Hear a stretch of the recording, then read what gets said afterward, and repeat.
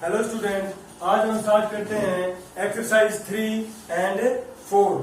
तो हमारे पास उससे पहले हम कुछ इसका बेसिक्स करते हैं। पहले हमारे पास देखो ये है रियल नंबर। रियल नंबर हमारे पास 2 टाइप्स के होते हैं। पहला है आपके पास रैशनल नंबर, रैशनल नंबर। उसके बाद सेकंड आपके पास इर्रेशनल नंबर, इर्रेशनल नंबर। तो आपके पास जो रैशनल नंबर है वो क्या होते हैं? रैशनल नंबर होते हैं जो P अपॉन क्यू की फॉर्म में होते हैं अपने पास, P अपॉन क्यू, और क्यू नॉट इक्वल टू 0। और हमारे पास जो P अपॉन क्यू है इनका HCF होता है 1। कॉमन फैक्टर इनमें 1 होता है हमारे पास। ये होते हैं हमारे पास रैशनल नंबर। तो आपके पास जो रैशनल नंबर है वो 2 टाइप के होते हैं हमारे पास।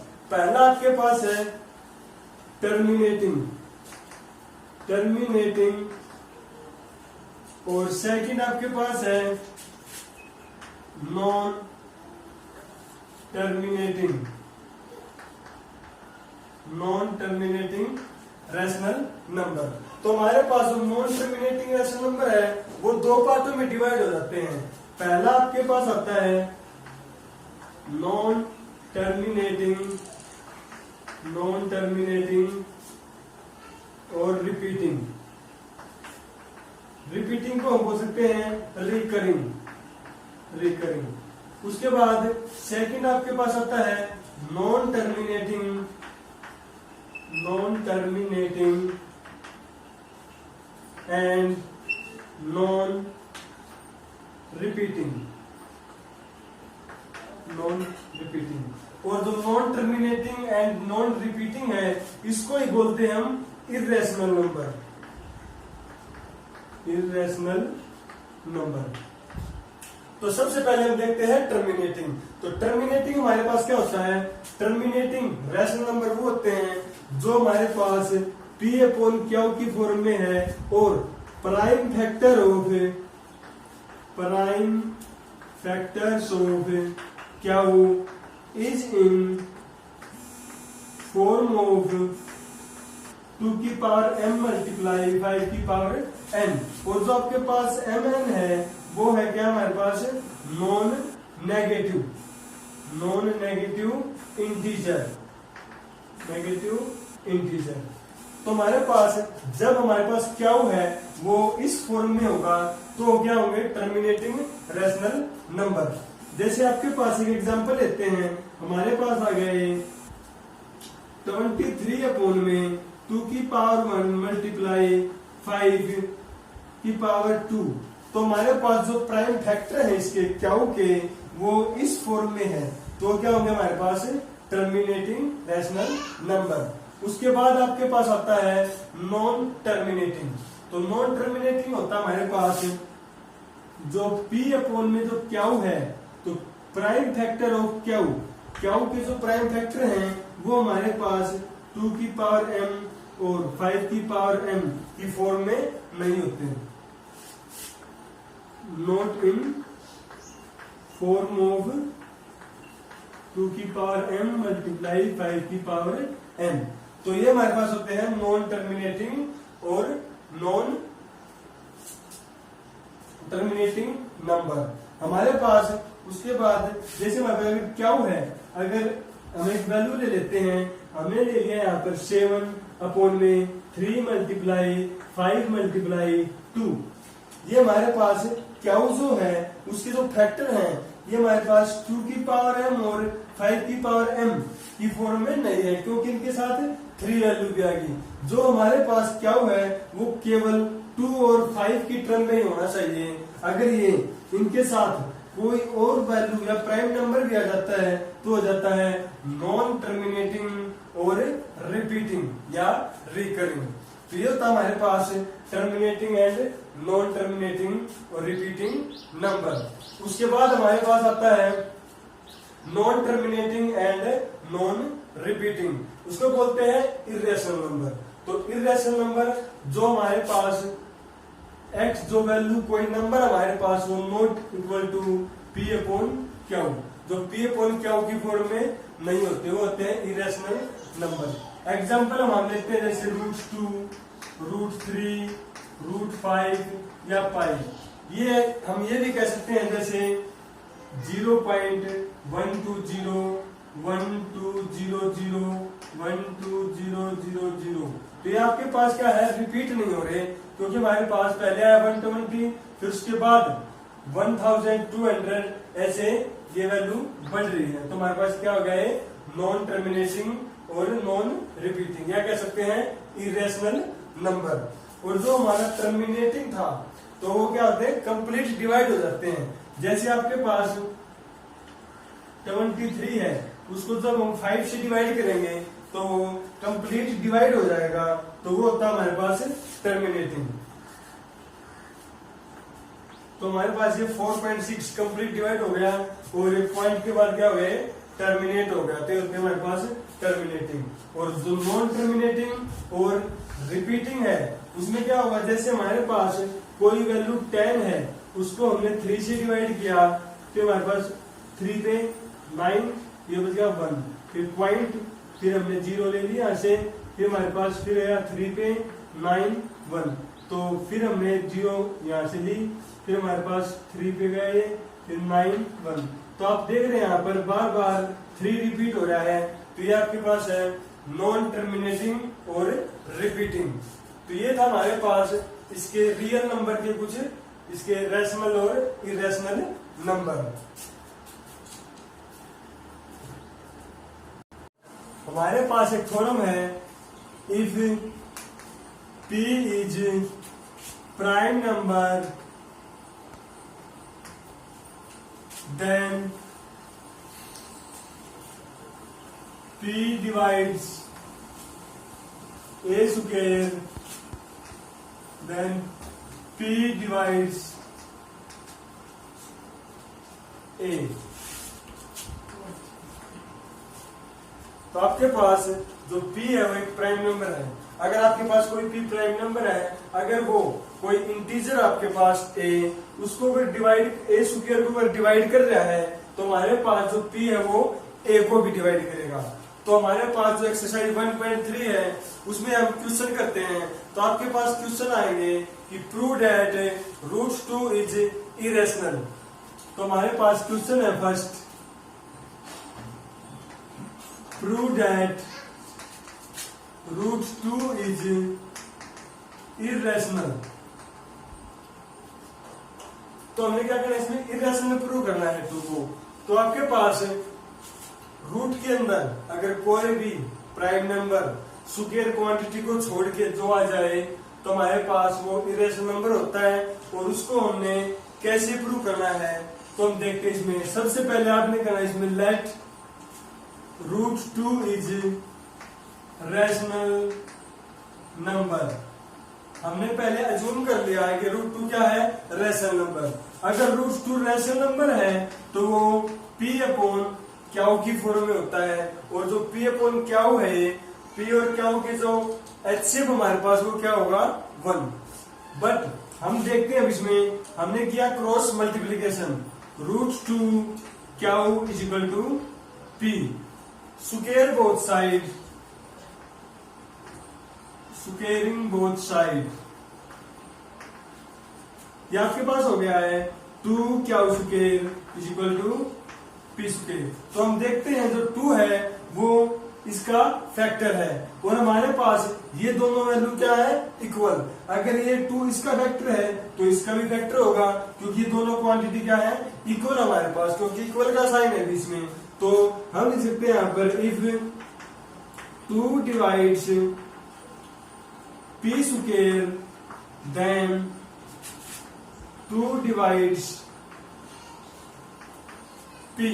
तो हमने जो थ्योरम से यहाँ पर पढ़ा था कि भाई जो कोई भी प्राइम नंबर है तो 2 यहाँ पर क्या है, प्राइम नंबर। अगर वो a स्क्वायर मतलब यहाँ पे p स्क्वायर को डिवाइड कर रहा है तो p को भी डिवाइड करेगा। अब हम इसमें नेक्स्ट करते हैं लेट p की हमने अज्यूम कर लेते हैं, p को p हमने अज्यूम करना है क्या, जो रूट के अंदर प्राइम नंबर दे रखा है 2, तो वही हमने 2 और दूसरा जो वेरिएबल है वो मान लेंगे हम जैसे r।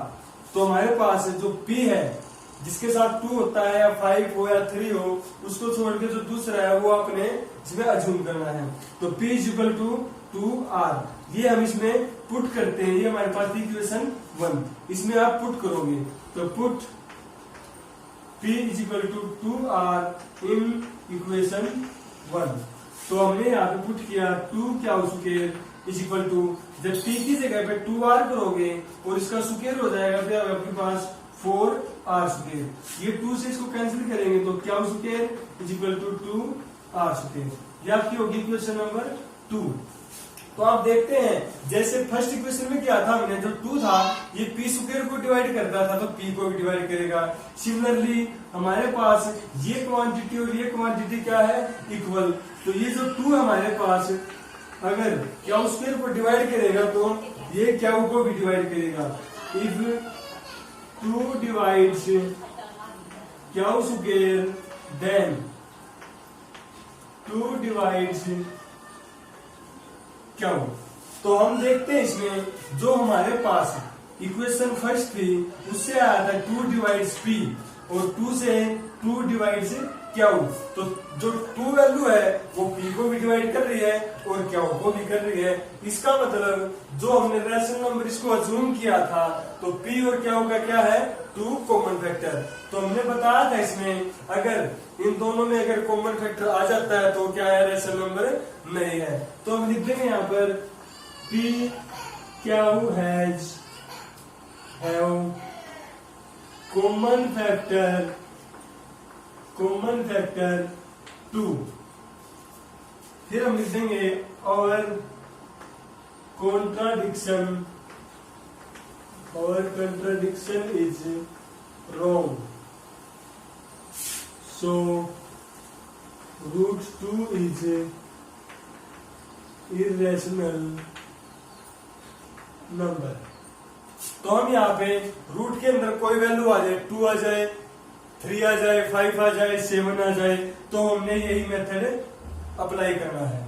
तो सबसे पहले आपने इसमें रेशनल नंबर अज्यूम करना है, उसके बाद आप यहाँ पर क्रॉस मल्टीप्लिकेशन और फिर यहाँ पर इस मेथड को अप्लाई कर सकते हैं। तो इसी तरह हमारे पास आगे आता है कि रेशनल और इरेशनल नंबर है, दोनों का सम हो या डिफरेंस हो तो क्या आएगा, इरेशनल। या प्रोडक्ट और डिवीजन हो तो भी क्या आएगा, इरेशनल। जैसे आपके पास नेक्स्ट क्वेश्चन है, प्रूव दैट 3 + 2√5 इज इरेशनल। ये हमने इसमें प्रूव करना है। तो ये 3 जो आपके पास रेशनल और ये क्या है, इरेशनल, तो दोनों का सम क्या है, इरेशनल। तो प्रूव करते हैं हम, इसमें भी हम अज्यूम कर लेते हैं लेट 3 + 2√5 इज रेशनल नंबर। तो 3 + 2√5 इज इक्वल टू P/Q। तो अगर ये रेशनल नंबर हमने जूम किया तो होगा P/Q की फॉर्म में। तो हम यहाँ पे 2√5 P/Q और 3 जो उधर ले जाएंगे माइनस का 3। हमें पता है रेशनल नंबर है P/Q, इसमें से हम 3 को माइनस करेंगे तो भी क्या होगा, रेशनल। हमने यहाँ पर √5 रख लिया है, 2 को फिर लेके उधर, ये होगा 1/2 इंटू P/Q - 3। अगर रेशनल नंबर को किसी रेशनल नंबर से डिवाइड करते हैं तो भी क्या आएगा, रेशनल नंबर। बट हम यहाँ पे देखते हैं कि √5 क्या हमारे पास, इरेशनल, और जो हमारे पास राइट हैंड साइड में है वो क्या है, ये हमारे पास है इरेशनल और ये क्या आपके पास है, रेशनल। तो इसका मतलब ये दोनों क्या है, इक्वल नहीं है। तो हम यहाँ पर लिख देंगे क्या भाई, 1/2 P/Q - 3 is rational but √5 is irrational. So our contradiction is wrong. So 3 + 2√5 is irrational number। तो हमारे पास जो ये क्वेश्चन था, इस तरह आपके पास अगर 3 - 2√5 होता, तो हम इसी तरह यहाँ पर आपने जो लेफ्ट हैंड साइड है यहाँ पर सिर्फ इरेशनल नंबर को रखना है, और जो भी वैल्यू प्लस माइनस या मल्टीप्लाई डिवाइड में है उनको उस तरफ ले जाओ, और लास्ट में आपने जो राइट हैंड साइड में है उसको लिख देना है रेशनल, और जो लेफ्ट हैंड साइड में जो बचेगा रूट के अंदर होगा इरेशनल, क्योंकि हमारे पास अवर कॉन्ट्रडिक्शन क्या हो जाएगी, रॉन्ग, तो जो हमारा नंबर होता है क्या हो जाएगा, इरेशनल। एक्सरसाइज का हमने फर्स्ट सेकंड क्वेश्चन किया, उसके बाद जो थर्ड क्वेश्चन है उसमें आपके पास आता है prove that 1/√2 is irrational.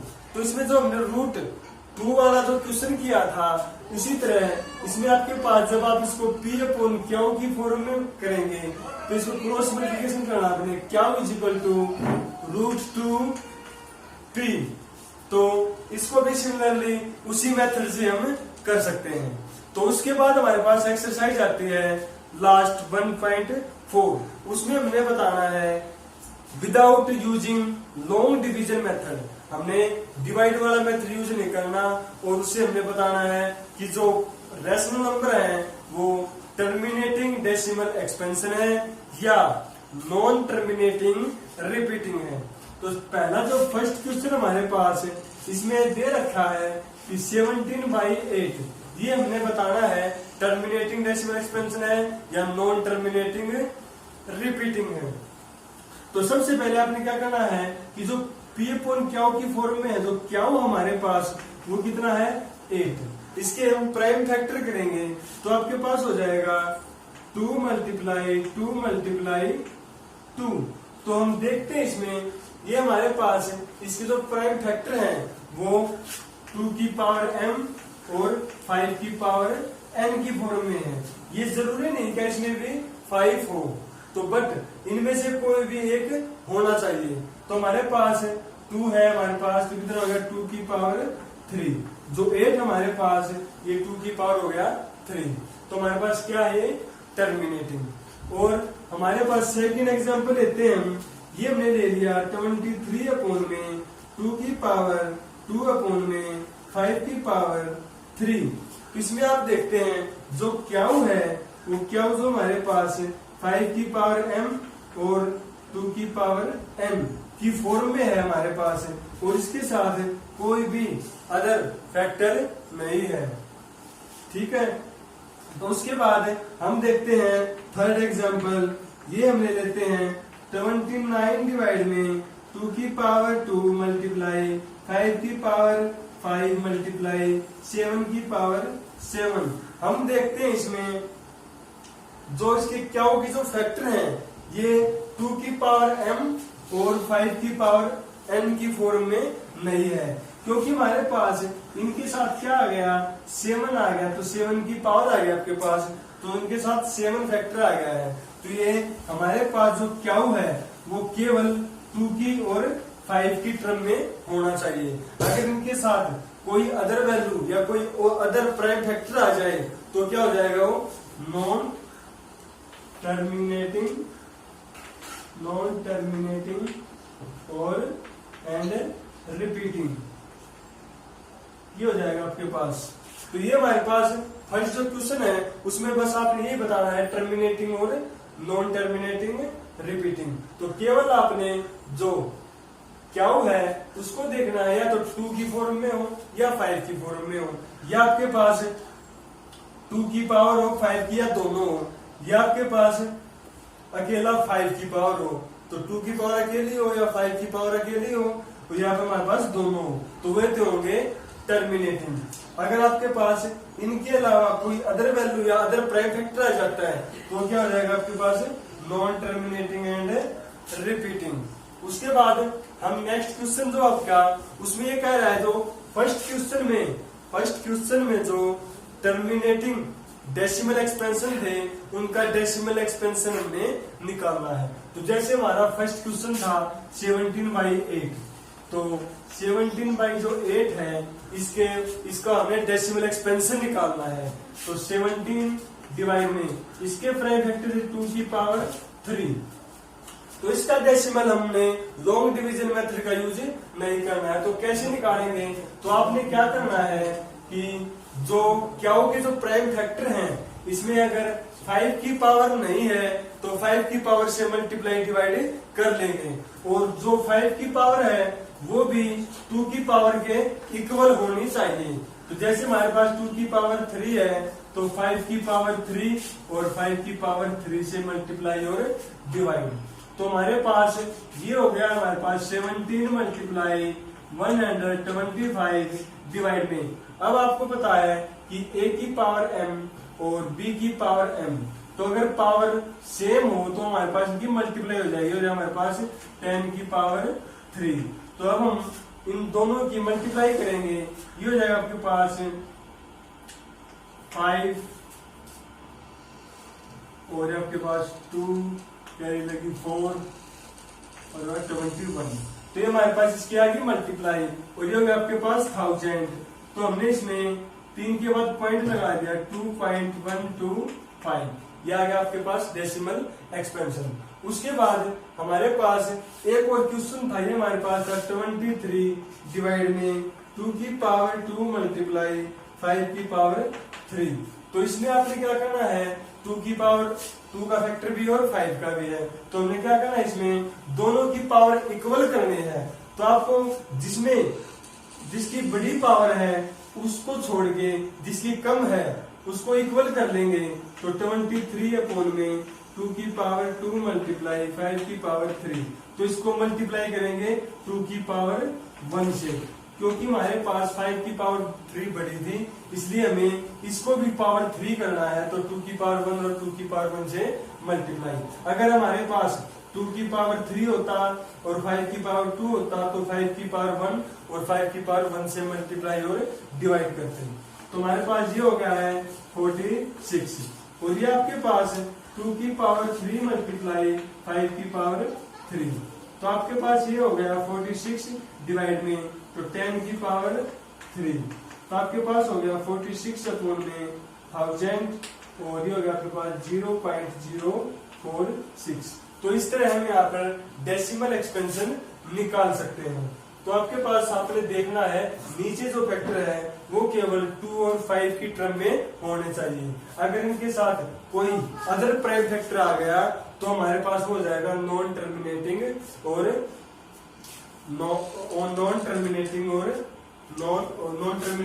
Repeating. तो इसलिए हमारे पास हमें बस यही चेक करना है कि ये टर्म 2 की पावर और 5 की पावर में है या नहीं है। लास्ट क्वेश्चन हमारे पास है, आपके पास जो थर्ड क्वेश्चन में 3 पार्ट हमारे पास, ये हमने बताना है रेशनल है या नहीं।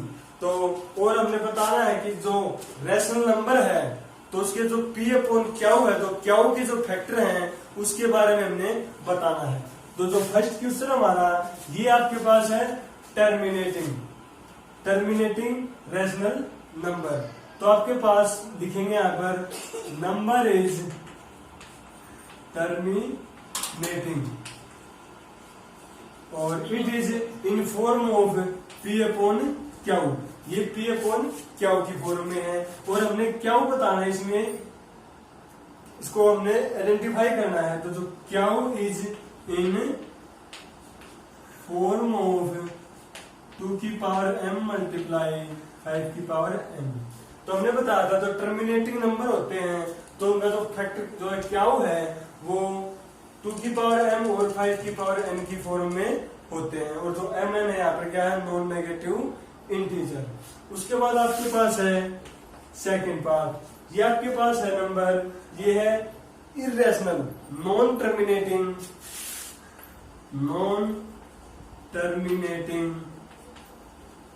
And non repeating. क्योंकि आपके पास ना तो ये रिपीट हो रहा है और ना ये क्या है टर्मिनेट, तो टर्मिनेट भी नहीं है और रिपीट भी नहीं है, तो क्या हमारे पास है non terminating and non repeating. तो थर्ड है आपके पास क्वेश्चन 3 पॉइंट, ये आपके पास दिख रहा है, तो बार का निशान है, इसका मतलब है ये जो वैल्यू है ये बार बार रिपीट हो रही है। तो आपके पास जो नंबर है वो आपके पास नॉन टर्मिनेटिंग एंड, तो हमारे पास जो थर्ड जो पार्ट है इसका, ये आपके पास नॉन टर्मिनेटिंग एंड रिपीटिंग। तो हमारे पास जो ये रेशनल नंबर है वो P अपॉन क्यू की फॉर्म में होंगे। तो ये है हमारे पास नॉन टर्मिनेटिंग और रिपीटिंग। अगर नॉन टर्मिनेटिंग और रिपीटिंग है तो आपके पास जो क्यू है, Q is in form of 2 की power is not in form of 2 की पावर m मल्टीप्लाई 5 की पावर n। तो हमारे पास जो नॉन टर्मिनेटिंग और रिपीटिंग है उसके फैक्टर जो 2 की पावर n और 5 की पावर n में नहीं होते, वो हम पहले क्वेश्चन में पढ़ चुके हैं। तो ये हमारे पास आज chapter first real number complete होता है। Thank you.